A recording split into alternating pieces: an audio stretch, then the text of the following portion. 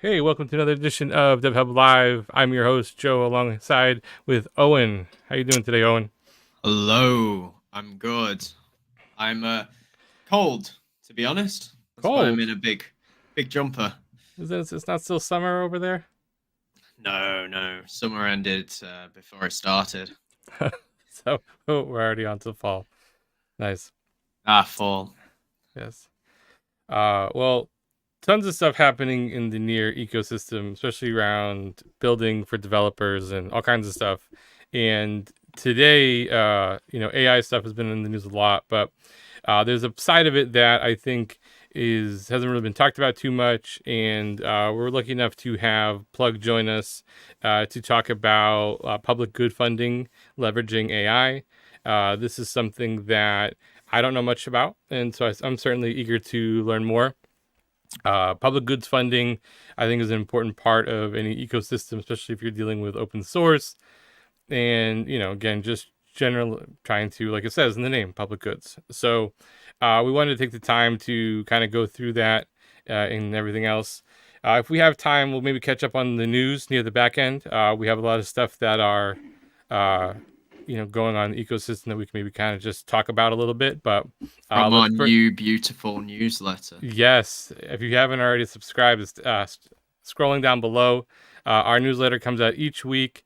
It's curated by Owen himself. He does a great job of just getting all the top news that's focused on developers in the near ecosystem.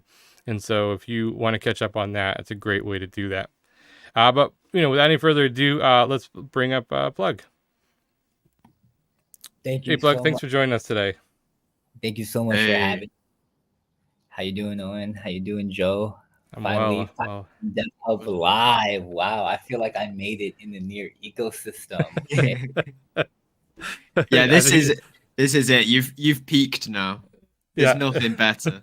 right. I mean, I was watching the Nightshade stream with Bowen to sleep the other night. So like that's how Uh, near and dear nice. to my this stream is. I appreciate it. I hope we didn't put you to sleep. Well, yeah, I hope that's not. right. It Nah, wasn't nah. good. Actually I had insomnia that night because yeah, it was too much information. I couldn't sleep because it was too much alpha. So yeah, that's actually really bad advice. Go on YouTube and look up binaural beats and sleep to that, not DevHub Live, because There you you'll go. be bored after watching one of those. But yeah, really excited to be on. Just some background about myself. Been working in near ecosystem for a couple of years. I actually am one of the core contributors at Potluck, and one of the initiatives we're doing is AI PGF, which is Yep. AI powered public goods funding. And I'm also working on the public goods side at Near Foundation as well. So a little bit both on kind of the internal perspective, but also in the community builder perspective. And just to set the tone, Near has all this hype about being the AI chain. Everyone knows that Near started as an AI chain as a way to train LLMs, and we needed kind of this micro payment infrastructure to facilitate that. And next thing you know, we have one of the most performant blockchains in the industry. But now recently, with the return of Alex Skidnov and the AI cohort and a bunch of kind of AI primitives being built, we kind of see the convergence of Near really setting itself as the number one AI chain. And so, from the Hmm. public goods funding perspective, we're really looking at how can we leverage AI to reduce a lot of overhead, and then also make it easier for people to allocate funding more easily, and then also gain opportunities for funding more easily. So a little bit context on Potluck. We ran kind of quadratic funding rounds, and we're building kind of contract-based funding mechanisms. But one thing that I saw, and especially in Web3, is often we build these governance games, and we build all these ways to like decentralize and protocolize it and whatever. But like when we're shipping a product, it's our mission to basically make it easier for the user. And although things may be perceived more democratic, or it may be perceived like this is a better mechanism, at the end of the day, that doesn't matter. What matters is that we're really making grants and public goods funding easier. And yeah, I saw kind of, especially in the, like, we get inspired by the Ethereum space and other ecosystems. I saw that yes, they're innovating in this space, but are they making it easier? Are they making it a more pleasant experience to request funding than traditional venture? Are grants fun? And so this is kind of what made me really look at how we're approaching the problem of public goods funding and how we can leverage AI into PGF. So recently, in the past month, we kind of put out this vision, this idea. We're at square one. We're just building now of AI PGF, which is essentially for now taking kind of parts of the grant workflow, whether it is creating a proposal or an RFP, or identifying ecosystem needs, or reviewing applications, or even the payouts, and every single part of the grants workflow, and then kind of automating it with these kind of composable agents. And then eventually building up into a multi-agent system, into a system that's continuously learning, to this vision of a funding AGI, essentially a system that can give out grants or allocate capital better than any human can. And that's the vision, that's the goal. We're not there yet. I would say if you go to aipgf.com/explained, we're very early on in the demoware phase. We're just now using AI as tools to help us with grant writing and for generating RFPs and for checking eligibility and for doing some payouts. But really, this is a part of a catalyst to not only bring people in the near ecosystem, but export this to other ecosystems and build with people in Ethereum space and a lot of AI infrastructure to really make these pieces of this funding AGI come true. So that's kind of setting the tone. No, that's awesome. I mean, there's so much you've been doing around this space. There's some public goods funding, and you're definitely the person who brought this to the near ecosystem. But I think just for people who maybe don't fully understand like the point of public goods funding, like really what it's about, can you go back into just take a step back and just like what it is and like where it comes from now, like where the modern approach to it comes from and why it's an important piece to have? I mean, public goods have been around. Like we interface with public goods all the time. Public goods are something that provides more value than it extracts, and actually using it doesn't deplete the supply. That's like the textbook definition. The most like common example of this is roads. We use roads because even though there's wear and tear with roads, like when we use it, the roads don't disappear, and they're accessible. And this is a public good that's subsidized most likely in most times by the state.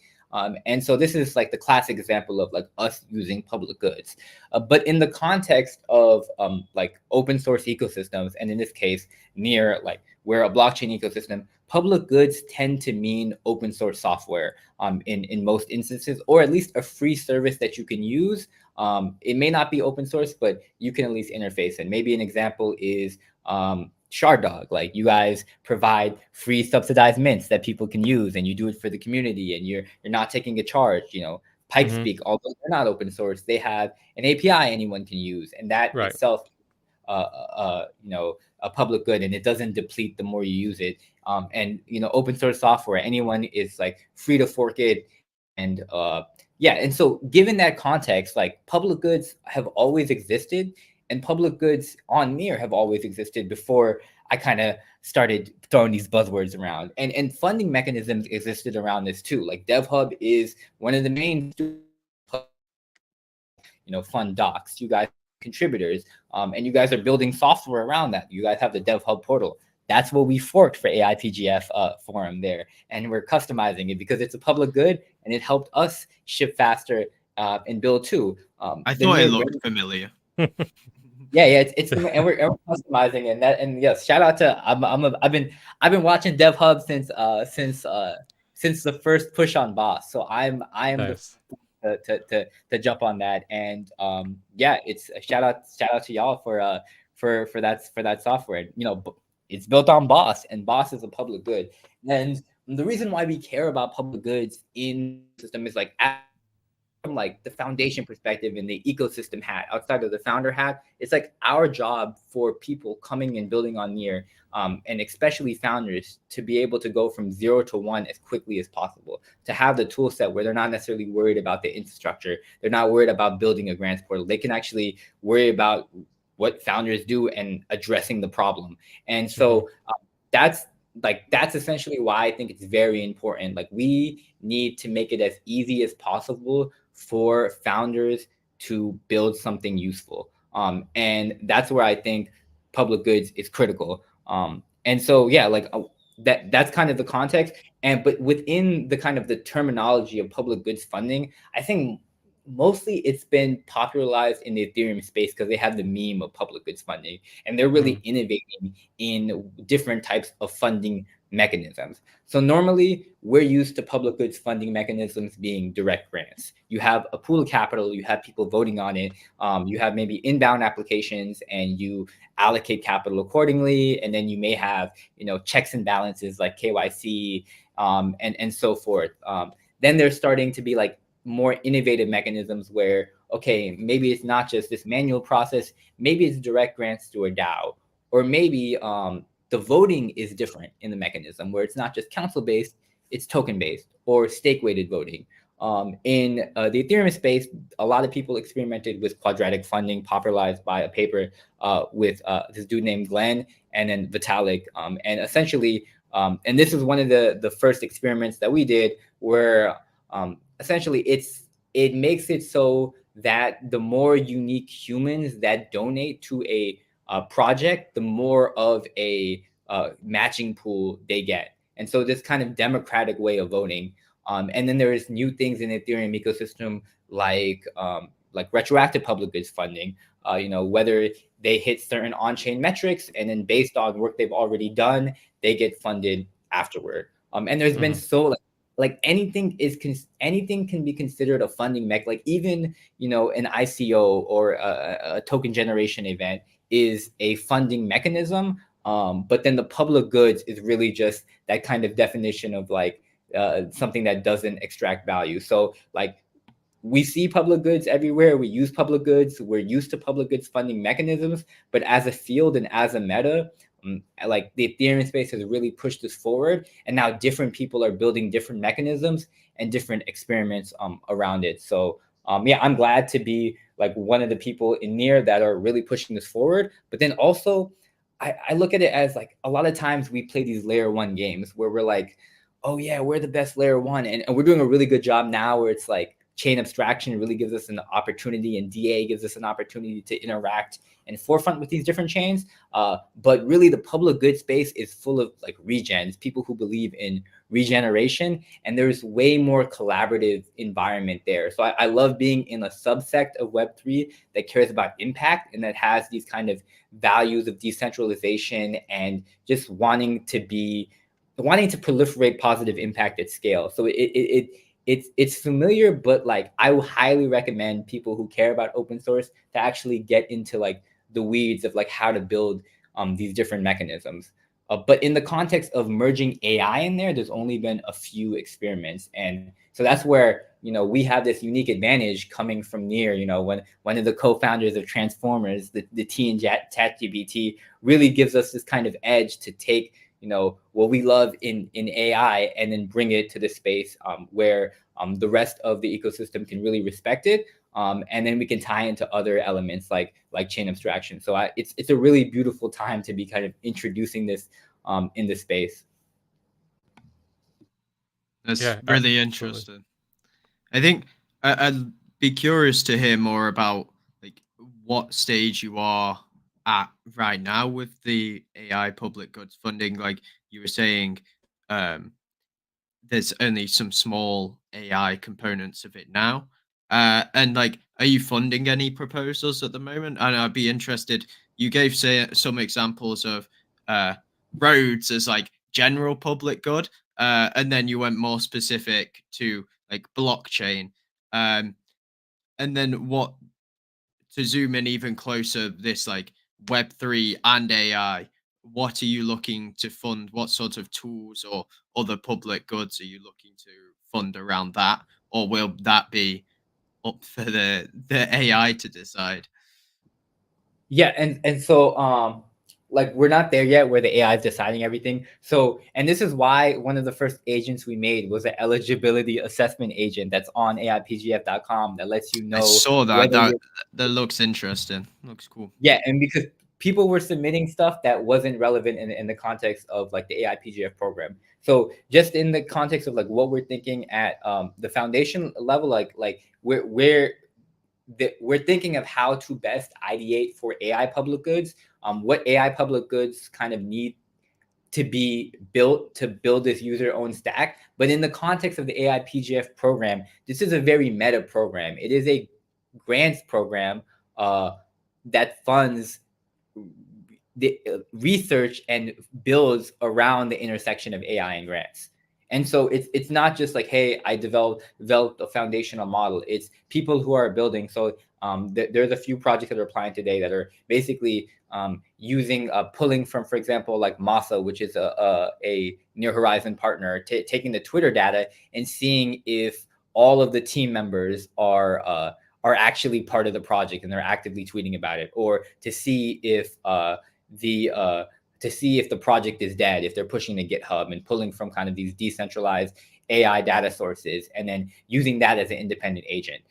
And there's some people who are basically kind of taking, levels.fyi and things we use to like budget and create proposals to like estimate how much money a certain build is going to take.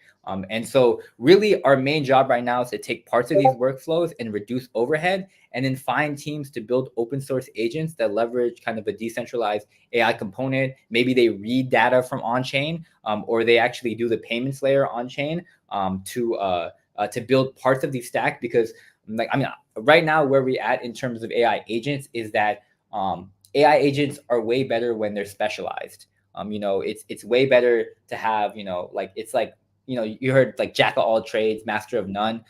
It's better to have kind of different subject matter experts that work together. And so right now we haven't connected all of them. We haven't built a workflow there. So if you go to aipgf.com/explained, you'll see kind of a mind map of like the evolution of where we're at. And right now we're at demo where people are building many agents, and then we're going to have a multi-agent framework. And these right now, there isn't that much of multi-agent framework in the decentralized user-owned AI space. But there is kind of stuff emerging right now, like LangChain and things like that. In the user-owned AI space, we have things like OLAS, Theoric, NAPTA that are popping up. So these frameworks are relatively new, but then kind of integrating these agents once all of them are built independently, and then kind of building these data pipelines from these on-chain workflows. So just to kind of give context of like my main mission here is to reduce overhead and actually save money. I'm not trying to build the most decentralized. Yes, we're building open source and we're building it in a composable way. But how I look at it as every major token, every major blockchain has a token where there is maybe 20 to 30% of that allocated toward the ecosystem. And that's allocated towards a foundation. And they usually have a grants program. And when you look at the market cap of all these tokens, that's literally like billions in funding that goes towards grants that are usually in the token. And we have this unique perspective in Web3 where this doesn't happen in normal grants, in normal like institutional and foundation grants. Like there is no actual like the payments layers of the grants cannot be programmed. The data pipelines of like the grant applications and the reason why you were accepted or rejected and the project information, that isn't built in the open API. That's what we have the privilege of. Like we have Potluck profiles, we have Gitcoin profiles. In the Ethereum space, we have the grant accountability portal and SDKs to track progress. And so we have these on-chain data pipelines, and then we also have these payments layers. So we can build these systems that are autonomous and then function on their own, that in the traditional space, in the traditional grant space, we can't, and we have enough capital in terms of tokens across all these ecosystems to actually run these experiments large at scale. So that's essentially kind of the vision. But like really we are again just starting, just building composably, and a lot of the infrastructure we need to make that happen from a user-owned perspective is still being built out. Like we are very limited on the observability layer. How exactly do we know why the agent is doing what it says it does? We have a very limited solutions on how to process data that is private and stored locally. And we have little, like I was saying, like the multi-agent frameworks. There's there's so much that is just now emerging, and a bunch of protocols, and that's why I love the near foundation perspective of it, because we're actually talking to teams that are building the underlying infrastructure that will make this happen and more of a reality.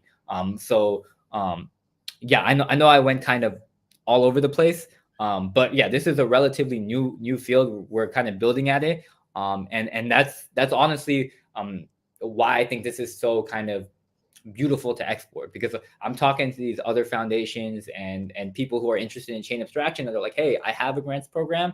I would love to build like part of the AI PGF and automate part of the workflows on there, and build and use on-chain data and do the payments, and maybe use the context of data on Near, because all of like we have such a limited dev capacity. As you guys know, like we pay attention to the developer report for Electric Capital. We know there's a limited set of developers. We know that there's grant farming that happens and they go from ecosystem to ecosystem. We know that most new generation blockchains are Rust based, and we share the same developer pools. And so the actual context of different teams as they move to different ecosystems is relevant to all ecosystems. So it's very essential that we build out these data pipelines. So in terms of like the programmability, like the open APIs and the programmable money aspect of it, it's very appealing for people to join. And then it's very appealing for this AI infrastructure to also kind of use this as an opportunity to get builders to test that out. So I'm really excited about it, because I've just started the conversations with other protocols, other chains, other public goods builders. And like I'm really bullish on this as a step. Like here's an example right now. It's like Gitcoin. Like Gitcoin does quadratic funding on a bunch of EVM chains. We're doing it on Near, and we built our contracts with composability in mind to integrate with them, but there is no way to directly integrate. Even when they have something called Allo protocol, which is like our open funding stack, which is a collection of all their smart contracts. And the way that they actually build it from the front end perspective is they build it across a bunch of different apps. And their protocol isn't actually something that is streamlined. You can't just choose like retroactive funding. Like you actually have to deploy your own app here and deploy quadratic funding here. And it's a clunky experience, and it's hard to visualize what that means from a protocol perspective.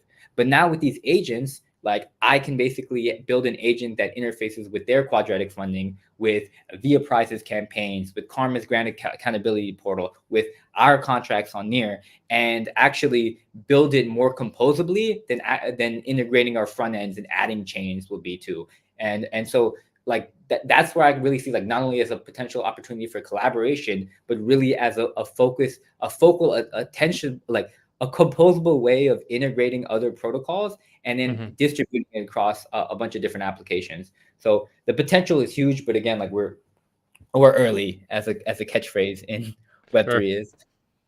Sounds like there's a lot to do. Yeah, for sure.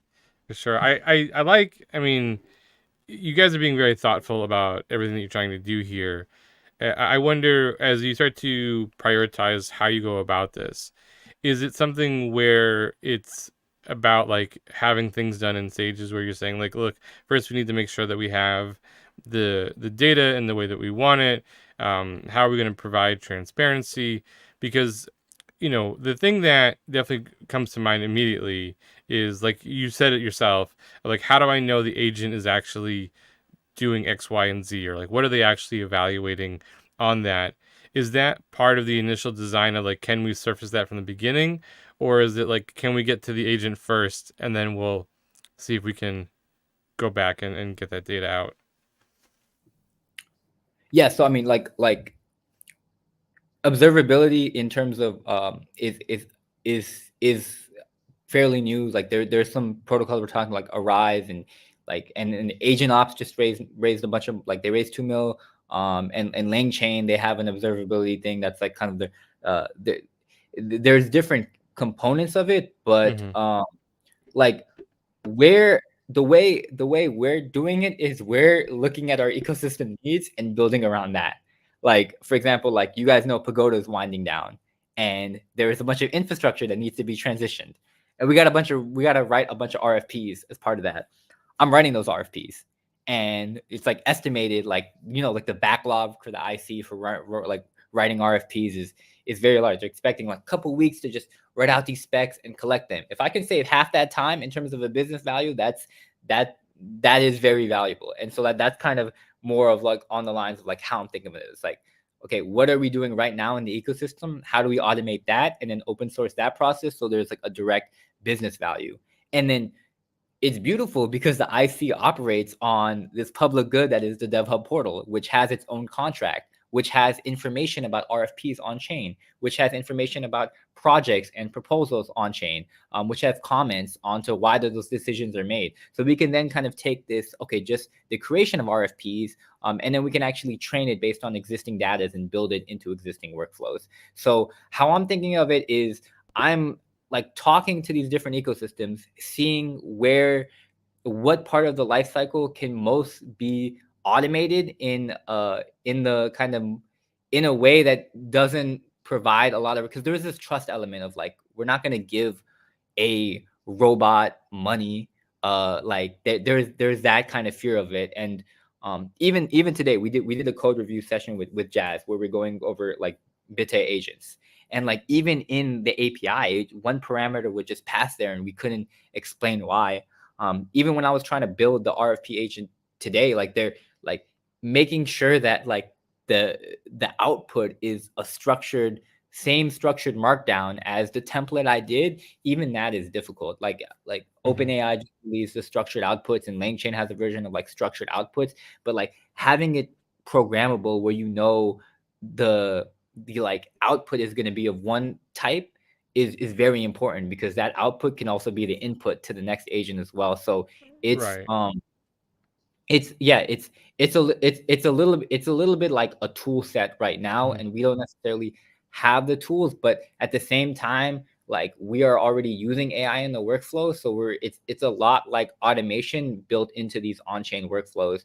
And yeah, like it's not perfect, and we don't have the answers, and we're not at funding AGI at all yet, but we are saving time, and significant time, which is pretty amazing progress compared to like Web3, which is like sometimes we don't know if we're sometimes it just feels like we're just adding more complexity, which is what I was feeling like when we we're running quadratic funding rounds and a whole bunch of these things and like that. It's so yeah. Is that how you determine your goals though, as you're going right now? Are you saying, look, the right now, like, can we reduce time because there's only so many of us, we need to get so much amount of work done? Like, is that like that's the first goal of this, and then you start to get more complex? That's the goal, period. Like it's this reduce overhead. And if like there's like in terms of operations for grants, that can take 10% to 20% of the budget compared to the program. And we were talking about multi-million grant programs, built like we spoke earlier on like billions, and that's a lot of capital that could be just spent on builders. And like funding, like there's the public goods funding element, but public goods is just a registry. It is like how you define a project. Like we have a list where we kind of allocate an on-chain list of like what is a public good, but really any account can get funded. And as a primitive, we're just building a funding like a stack, and like an open funding stack as we call it. And funding in general affects every single team no matter what. And like if anyone's raising like venture, they know like usually it's one like founder working on the product and another founder working on raising, and that process can take 6 months, and asking for money and asking for grants and securing runway is kind of the job of a CEO, and that is a huge distraction to building product. So ultimately it is to take away from like the operational overhead of finding teams, rewarding grants, and then looking for opportunities, and to make it as frictionless so that if you are building something useful, that you automatically get funding opportunities. And because you're getting this traction and you have this on-chain record and it's built into these data pipelines and these agents are picking it up, then you kind of get rewarded automatically, is the goal. So we kind of call it driverless grants. But like ultimately, I think that is like, as founders, our job is to make things easier for our users. It's like not necessarily to like change the world or any of this stuff. It's really to make life easy. So like time is everything. and my ultimate goal is because I've dealt with grant programs and operating them. I've applied for grants. My ultimate goal is to like make my job obsolete and like not work, because work is overrated. And so that's kind of Sure. my main that's doing there. So if Yeah. I'm successful, you won't see me around anymore. So That's cool. one of my last DevHub lives. Yeah, no, I appreciate. I mean, all of that. It's, you know, in the part that is probably highly underrated, unless you actually have done it before, is the time probably on both sides. And I really appreciate that. Like, that's what you're thinking about. It's not just like, you know, your overhead as the ones who are distributing the grants, but there's probably tons of projects out there that have not actually applied for grants because of the time that goes into it, or the complexity that goes into it. You know, and fundraising in any form, whether it's through grants or through VC, whatever it is, like you said, for a CEO, could be their full-time job as they're going through that process. So if you can cut that back through this process and it stays, you know, fair and equitable, it sounds like, you know, that's a really strong win for both sides of it. And I'd be really interested to hear like how you envision this process happening in the future. So is it like people are displaying, having some agent look at what they are building so they don't even have to like write a proposal, or is it even deeper as in you don't do anything and the grants find you and the funding finds you? Um, yeah, I'd be Yeah, interested to hear your I mean thoughts. that's the goal. So if you can pull up this article, it's also here. It should be like learn more. I think learn more goes to it. If you click on that, Yeah, let me because click on I that. break down each part of the workflow. It's a pretty good visualization on there. But yeah, that's the ultimate goal. It's like ultimately like having a system that like sees all the opportunities. And one thing I hate about grants is like the updating, the milestone reviewing, and all this type of stuff. I think a lot of times we have to go to this platform and give an update. Like, why can't that be in the same workflow as we're posting updates on Twitter? Why can't you just get your official update on Twitter, you know, via and then that post on chain, as opposed to like a regular milestone? So I really do want it to be in a position where it's like literally the opportunities find you. And this is like for people with juice, it's really like that. It's like really like, hey, like I know this guy, here's an opportunity, link it with him. But then for the other, okay, so this is, yeah, if you go down, this is kind of like what AIPGF actually looks like. And I think if you go down, so that's the evolution of AIPGF. And this is kind of what I was talking about. We're at demo, where we're at stage right now. But if you look at grant workflows, this is kind of and you click on here, and then we also have like an ideas list where I've kind of specced out different requirements. So it's a little bit more granular. But these are like all the kind of parts of the workflow I think can be turned into agents. And even some parts of these workflows can even be broken down into even more agents. For example, like the due diligence process. And and one of the reasons why I'm so interested in tackling this problem is like, although the go to market is these like Web3 programmable money kind of grant programs, like there has been interest from traditional foundations and also venture capital. I know a bunch of I heard Electric Capital, they have agents they're building into the due diligence part of their workflow. I know even at Near Foundation, internally, there's agents being built as part of this workflow as well. So all these VCs and funds like are already looking at the value of AI to like expedite their workflows and get that part of the edge. But even that due diligence part is a multi-agent type of framework in itself, and that's just one part of the workflow, and that can be its own company. Like you can diligence people based on their GitHub, you can based on their Twitter, you can check their KYC stamps. There could be so many different agents that specialize in it that just do that type of job. So like not only am I looking for someone to like build parts of these workflows, I'm not going to build like 10% of this, to be honest. I'm looking for people to like first build this open source agent, but build it as part of an overall product that can turn into a company and really incubate kind of this cohort of AIPGF like products that can turn into real businesses.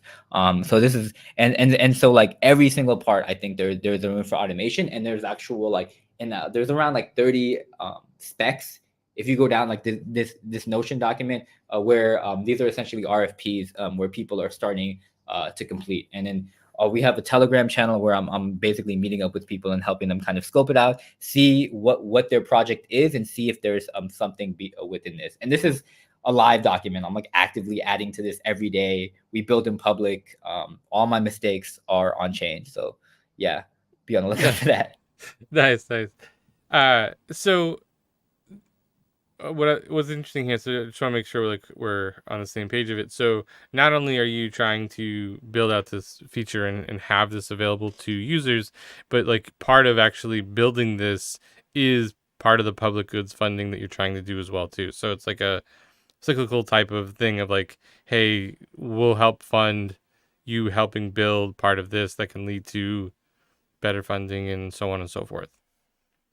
Yeah, it's super meta. It's super meta. Like it's and that's and like that's what people think, like, oh, we're just funding AI. Like not like we're not, because the thing about with a lot of these AI public goods, it's like the observability layer and the data labeling, like open source actually gets venture capital, and to truly achieve that at that scale, like in terms of AI infrastructure perspective, like companies raise for it, and you need a lot of capital because this is cutting edge research. The like 6 months ago, OpenAI was the top model, and now Claude is, and Llama is one of the open source, and they have Mistral, and maybe multi-agent frameworks will be gone, or maybe this routing mechanism, or maybe they'll deliver a huge foundational model, and maybe it'll be near AI. But like it's constantly changing, and so like you need a lot of capital. So it's like even when thinking how to fund general AI public goods, it's a little bit difficult to understand like what are the best primitives to do so that shouldn't be a company already. So like right now, we're gonna have some announcements in terms of like general AI grants programs for foundational models coming soon. I don't want to leak that out, but like this right now is a very meta program, like kind of like a potluck specific program where we're focused on the like open funding stack, and this is about funding things that are about funding. So very recursive. So how does someone get involved with like, helping build out this stack and one of these many components that goes into it? There's a blue button that says get funded. It goes to a DevHub portal, and yeah, and there are some RFPs. I'm slowly posting kind of the RFPs on chain, but there's the ideas, and just hop on the Telegram. We can get on a call. Tell me what you're building, if you're building something relevant. My main thing is like what we're looking at is the motivation to continue, and we've seen this with a lot of grant programs too. Like a lot of people will build things just because they're building it, and a lot of these are starting at like 1K, 5K, 10K type of like MVPs to just like start this out. But like what I'm really looking for is that you have like an interest in the company that you're building to continue to build this out and to turn this to a product. And just in general for public goods, I look at that as a measure of success of like, okay, whether a project is able to continue to scale and actually build a real business from it. But yeah, just hop on the Telegram chat, aipgf.com/telegram. And yeah, we'll have a conversation.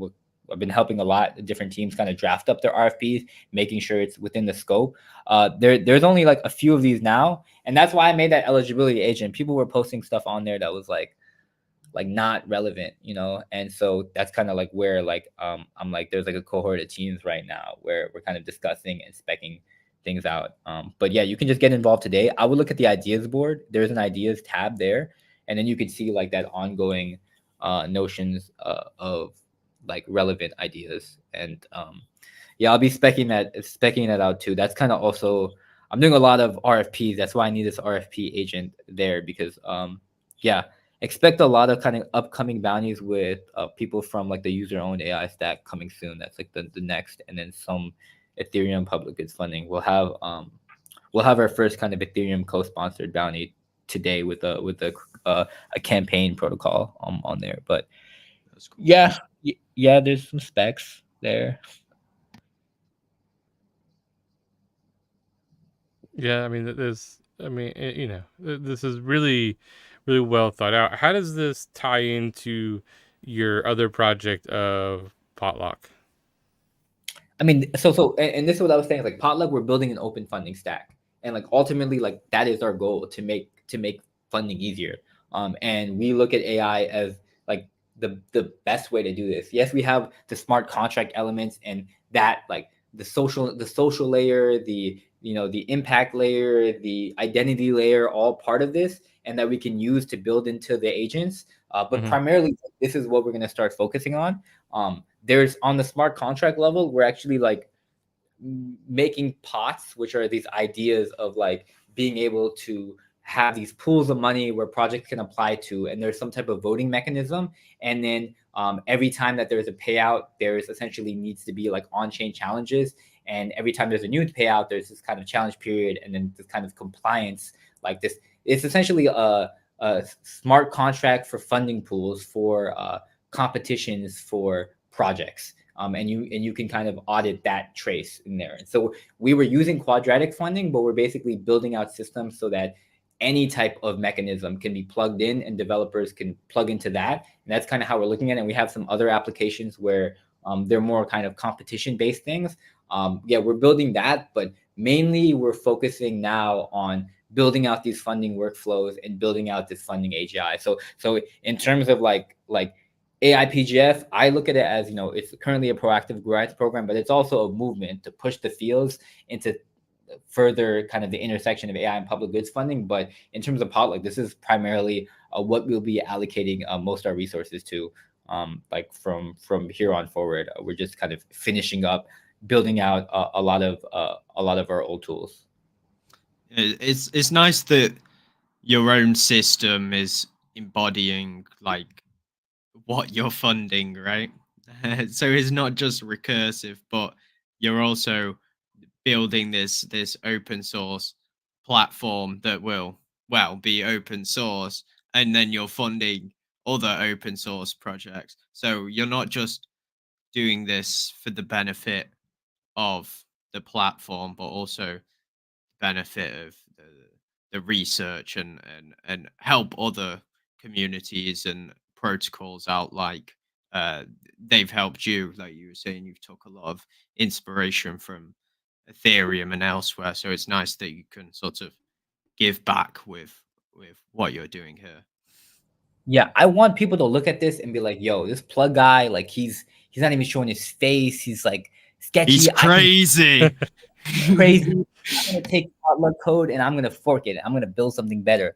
Good. That's literally what it says on our docs. Forking is encouraged. I want people to come in and be like, yo, like this guy's capping, like this design sucks. Like I can do a better job. Everything we build, MIT open source license. We're not the type that's like, when we finish it, we're gonna open source it. Like we open source everything. You could find everything. You could find internal documents if you look closely. Like everything is in the ethos of building public. Because I mean, I got into crypto for crypto kind of like, if you don't believe in the ethos of decentralization, crypto kind of sucks. And I really believe in this mission. And I really believe that if we do a good job of building something revolutionary, the feds will take us out. And it's a shame if the feds take us out and our technology also goes with us. And it's our job to build a porous ecosystem where contributors can come in and come out and build these systems and fork it and iterate. And they're there to have these positive feedback loops. That's why I really like DevHub. You guys have a very transparent system for contributors coming in and out. And that's what I love. It's like people are able to come in the ecosystem and come out and build and customize. But like, I'm not the type where it's like, oh, my IP. And like, if I'm not the best person to build this stuff, well, then I shouldn't be building it. And you take over it. And so I really want to motivate people to get in this field. The more people that can get into this niche field of public goods funding builders, and there's only like around 10 of us, like real public goods funding builder founders. It's such a small circle. We know all of each other. Like I would love to see it like 10x and go to the hundreds and there to be kind of different mechanisms, because this has really like there's hundreds of projects that have been like funded through different funding mechanisms that were able to scale. Like even early, like Uniswap, when they were surviving, they first were surviving off of Gitcoin. And I know a bunch of Right. homies that are like that too. And now there's things like opt-in, and there's like different like ecosystems like funding the commons, and there's like nouns, which is like Creative Commons 0. I'm also, here's some alpha too. We're dropping an album. It's called Afrobeats is a Public Good. It's a CC0. If y'all don't know what CC0, it's Creative Commons 0. Yes. It means it means anyone can use it. And yeah. So I'm very pro CC0, open source. Please build it. That's Please awesome. build it better. When's the album dropping? It just got mastered. We gotta make an album cover real quick, and then we're probably gonna drop it later. There's like there are different songs about different protocols. So we got like a potluck song. We got like a tree gen. My homie Jimmy just broke the world record for planting trees. He has a DAO called the Tree Gens, like the regens but with trees. So like we got different songs for different public goods protocols as Afrobeat songs. So yeah. So that's awesome. random. That's awesome. I mean, with everything you're saying here, and I think the ethos is super interesting, because while, your goal here is like, hey, we want to be able to let this grow and everything else, it also feels like to me, when you talk about like the ethos of crypto and decentralization in general, like this is the perfect example of like, here's a product that makes so much more sense here than in the old like Web 2 style, because everything becomes, completely transparent, including now the way you're trying to build the AI part of it. Yeah, like I'm being transparent. Like I didn't come out here with like an amazing product. I'm coming here with a vision, and I'm trying to catalyze builders here, and I'm trying to be very transparent from it. Like I'm not the type to be like, voila, and it's all built. Like at the end of the day, like and Elliot said this in one of your things. Like a lot of us try to like not get feedback. Like we think it's too early for feedback, but I want feedback because ultimately, like we're building solutions for stakeholders. And they're clear. Like most everybody is a stakeholder. Like you guys are builders in the space who deal with funding mechanisms. Like other people are founders. Other people are giving capital. Like they're either on one. So as much feedback as I can get, and I'm not the I didn't come from a deep AI, but I'm a crypto guy. I do crypto things. I'm in this crypto game. So I'm not from the AI side of things. Right.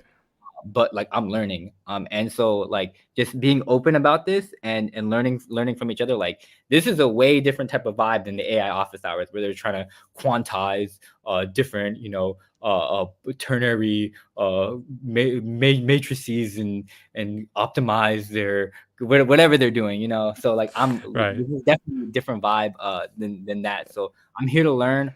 And yeah.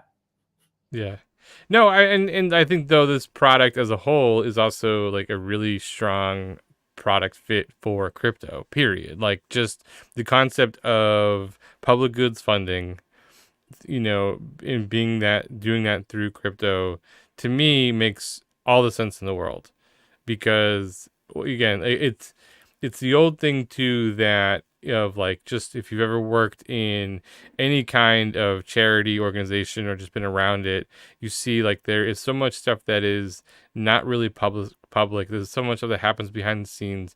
You don't always really know exactly where all the money is actually going, who's being paid for what.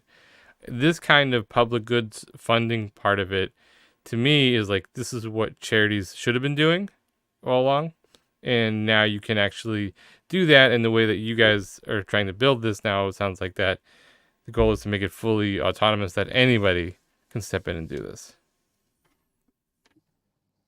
Yeah, and there's already like beautiful.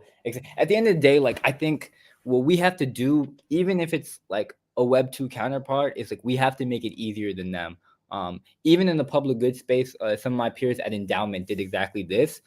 They actually there's this concept of a donor advised fund, and like normally when you donate to a nonprofit in America, you basically get a tax write-off. It's a 501c3 nonprofit. You get a tax write-off. You save it in your taxes. This is equivalent to like an airdrop. It's like a subsidy by the government for supporting things that are public goods in that sense. And so there's this investment vehicle called the DAF, a donor advised fund, where basically you separate the write-off from what to actually donate to. So you basically put your money in this donor advised fund, and then you can later, you already did the write-off at any time, you can basically grant these to different nonprofits, registered 501c3s. And so what endowment does, to set up that fund, it costs $5K to $25,000 if you use, Charles Schwab or Fidelity. And what they did is they completely eliminated that, and they let you make a DAF on chain, and you can do it through an email address with like Web3 Auth or Privy or whatever solution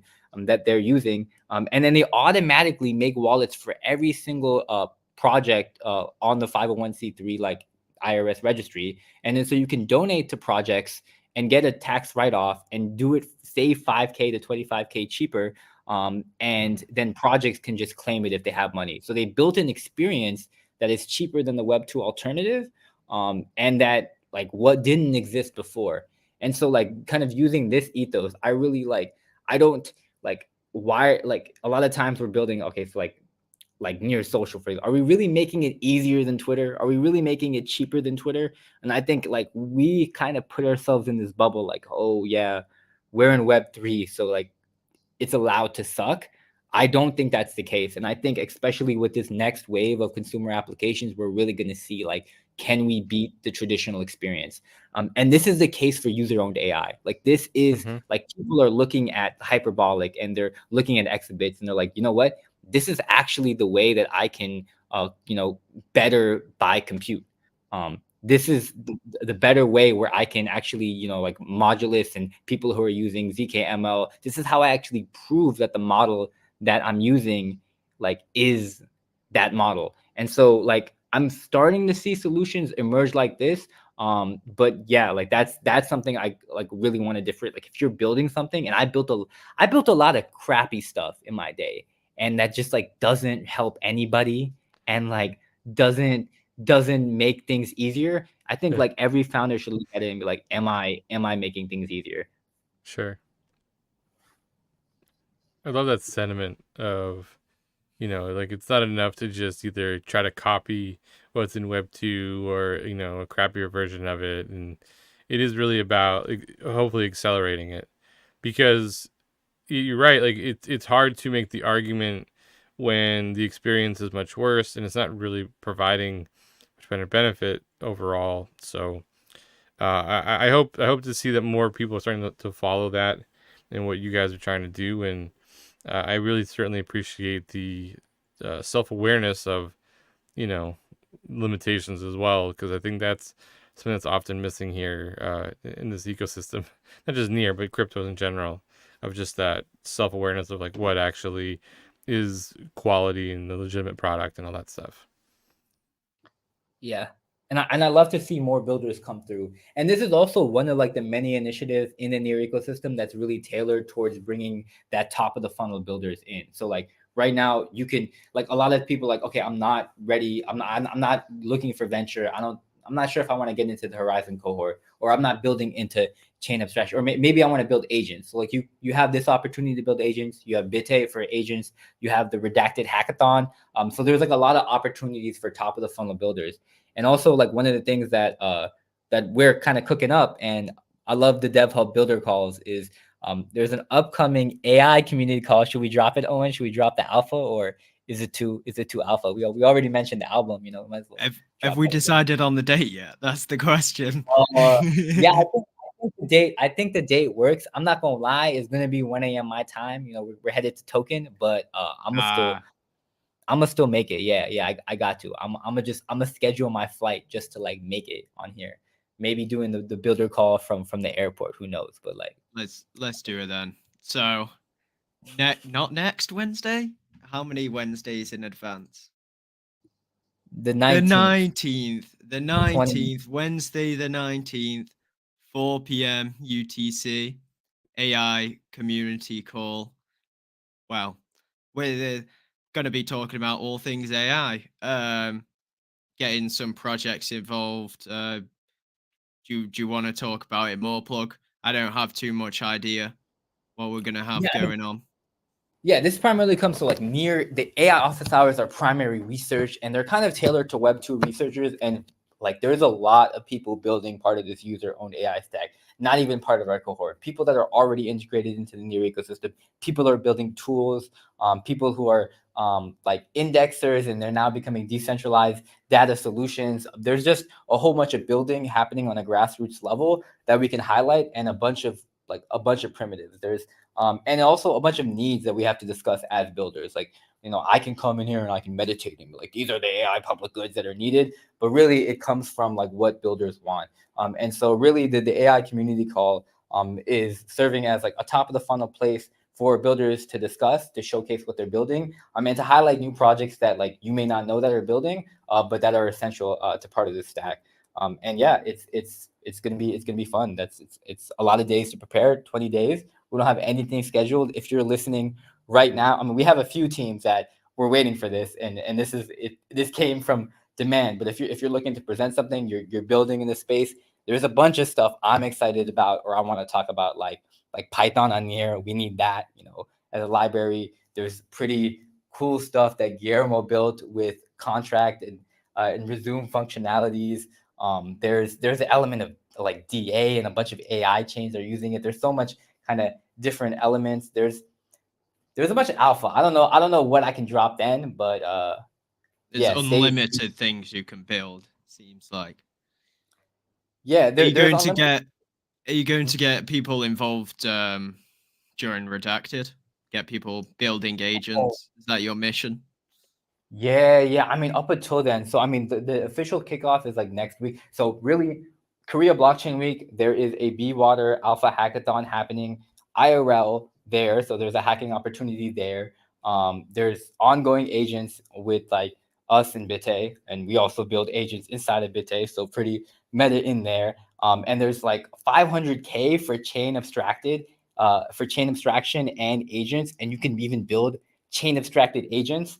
There's going to be a bunch of hacker houses leading up to like there's some alpha on that too, leading up to redacted. So yeah, everyone's gonna like if you don't build an agent on near or like anywhere or on chain, like are you even the homie? Like that's how we're doing things this season.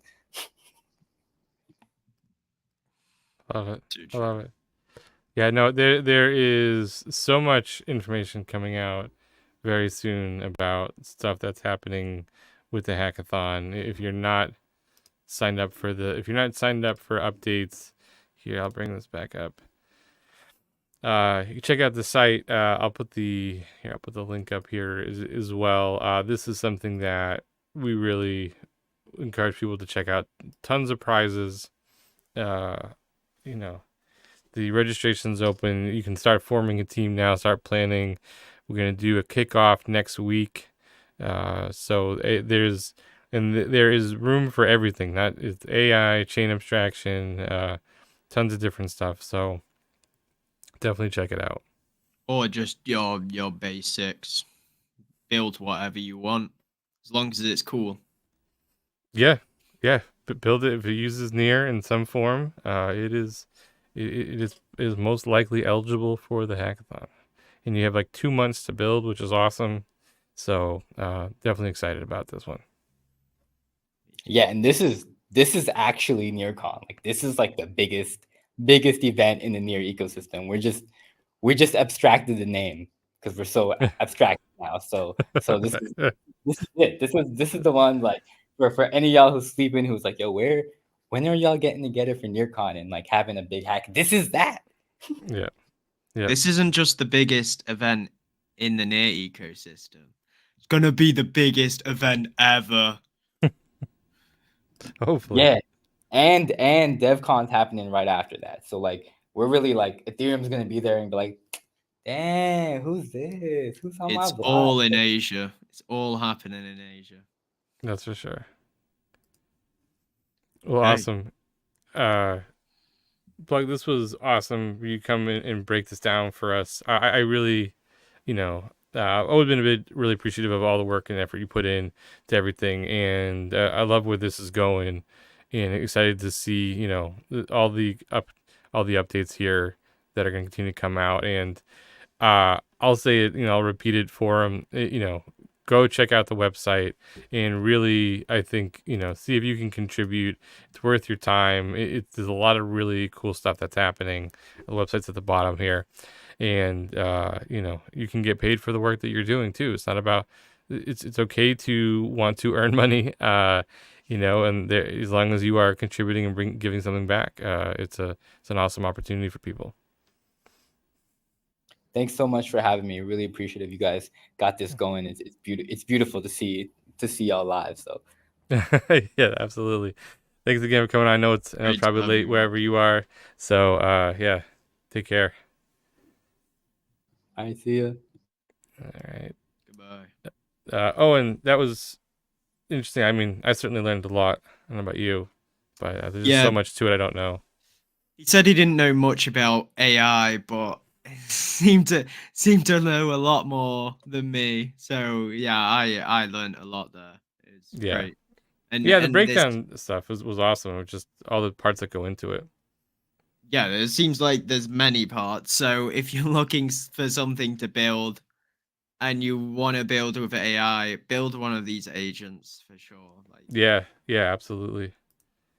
And I don't know, have you ever had to try to, apply for a grant or raise money? Like, these are, often giant pain in the asses, and like they can become very time consuming. So I'm excited to see anything that speeds that up and provides better opportunities for especially smaller devs who are, if you're a solo dev, like, forget it. Like, where do you find the time to do all of that stuff? Like, you got to do the work and apply. So anything that can help with that, I think, is a really positive outcome.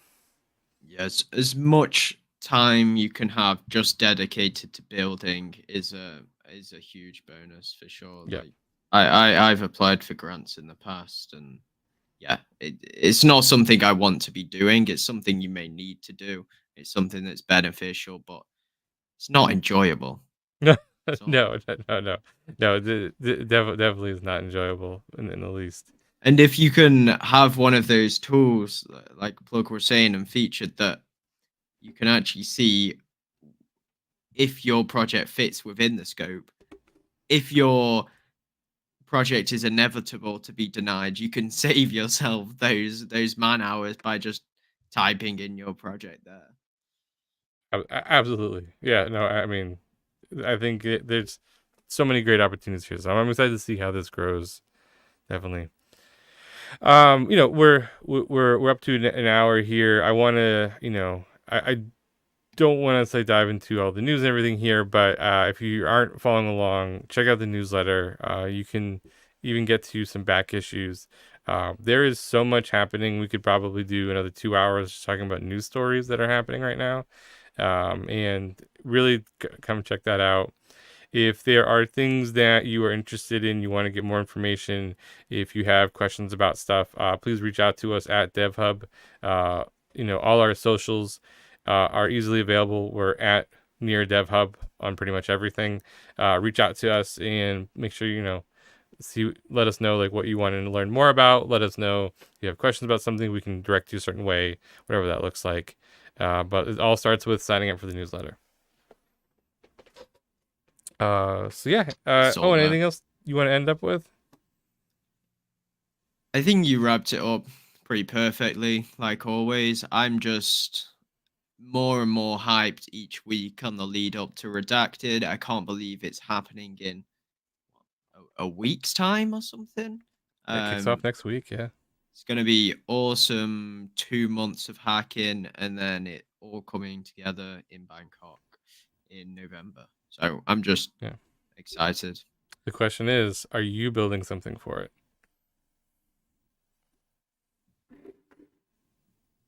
I don't know. We'll see. See.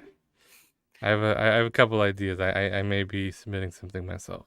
So we'll see. Interested to find out. I can't do anything as like pure Shardog because the co-founder is in the Near Foundation, so he's not eligible. But kick him out. Yeah, he's fired. Yeah, on DevHub Live, breaking news. Co-founder of Shardog is fired. But again, anyways, this has been another episode of DevHub Live. We appreciate everyone coming by, watching the replays, and watching us even here live.